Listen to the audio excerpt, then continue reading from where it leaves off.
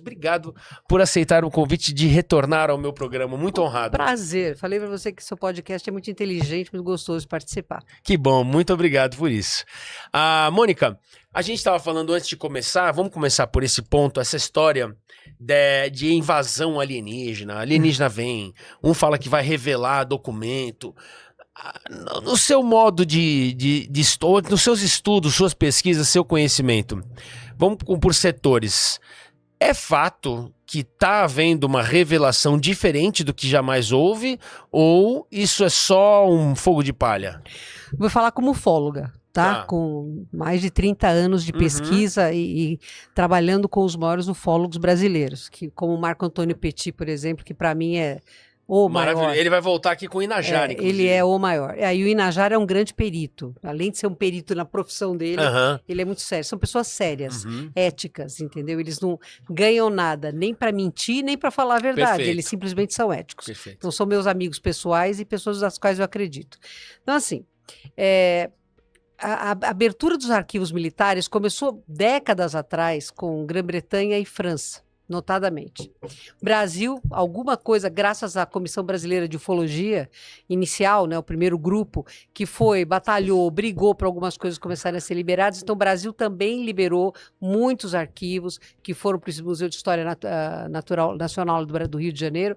Então, você tem um volume muito grande de filmagens. Eu reputo que o Brasil, muito mais importante do que a Área 51, que aquilo foi a queda de uma nave que tinha um vivo, os outros ETs mortos. Nós temos casos extraordinários aqui, né? A Operação Prato foram meses de filmagens, fotografias e visualização de seres extraterrestres lá no nosso o norte brasileiro, né? Isso é real. No Pará, né? Que foi Pará, isso. É real, né? Uma médica que fez a pesquisa das mulheres, porque as mulheres recebiam um tiro na mama esquerda, né? E teve anemia. Quer dizer, existe algo real com casuística confirmada. Nós tivemos o ET de Varginha, que é a queda de uma nave, que realmente os corpos, pelo que dizem, né? Quem estava vivo foi levado para os Estados Unidos e quem não estava vivo passou por uma autópsia na Unicamp, que o Badam Palhares é que fez. Então, nós temos casos extraordinários, como a Noite Oficial dos UFOs do Brasil, que são flotilhas que cruzaram os nossos céus, perseguidas por caças da FAB, avistadas por aviões comerciais. Então, a brasileira é extremamente poderosa e forte e teve grandes nomes na ufologia, como o general Uchoa, que foi quem deu starter, e ele deu starter na ufologia psíquica, depois lá em Abadiânia, que se tornou casuística, física, mas o grande nome inicial da ufologia brasileira é o general Uchoa, a dona Irene Grange, do Rio de Janeiro. E depois vem a turma do Gevaer, do Rafael Cury, turma essa que começou a competir, eles começaram meninos. Eles iam na casa da Irene Grange, que passou a bola para eles, né? Então, existem grandes ufólogos brasileiros. E existe um grande número também de achistas, né, ufologistas, que não têm o estudo. Eu acho que a ufologia, ela é ciência tridimensional, sim, porque você consegue fotografar, filmar, pesquisar o campo onde posa, você tem os agroglifos, você tem filmagem de sondas fazendo os agroglifos, você tem avistamentos, tem contato de humanos com seres de outras realidades, não da Terra, através de hipnose, os contatados, os abduzidos são completamente diferentes, abduzidos e contatados são grupos completamente diferentes, embora tenham contato com seres de outros mundos. Nós temos muita realidade. Agora, quem está revelando agora, né, o Tio Sam que está revelando agora, está vindo com um atraso de décadas. Segundo, é quem tem a melhor casuística? Não, mas infelizmente é quem dita as regras. Então, eles vão liberar. Gente, eles não devem estar liberando 0,1%, porque aquilo que eles estão liberando, as imagens de nave, o Pentágono já tinha liberado. Ou seja, eles têm muito mais imagens, mas liberando é pouquíssimo. Nós sabemos que existem contatos de seres greys, notadamente, mas não apenas greys, nórdicos também, com presidentes americanos, com o Truman, com Eisenhower e depois. Né? Como tem também com o pessoal da Rússia, com o pessoal da Inglaterra, de Israel, da China, da Alemanha. O Hitler estava a ponto de montar uma nave com a ajuda dos greys. Então ele teria ganho a guerra? Talvez, se ele tivesse conseguido montar. E não era engenharia reversa, não, ele estava ensinando mesmo. Então, existe muito, mas isso que está sendo agora, assim, sabe, milho para galinha? Sei. Eu acho que isso é milho para galinha. Por quê? Existe uma hipótese, porque a gente sabe que as pessoas que têm hoje poder no mundo não são pessoas moral e eticamente sadias, elas são muito doentes e fazem qualquer coisa pelo poder. Quem garante para você que eles não vão falar que o planeta está sendo invadido, o consórcio de planetas... Para ter controle por medo, né? O consórcio de países que dominam já a era espacial, né?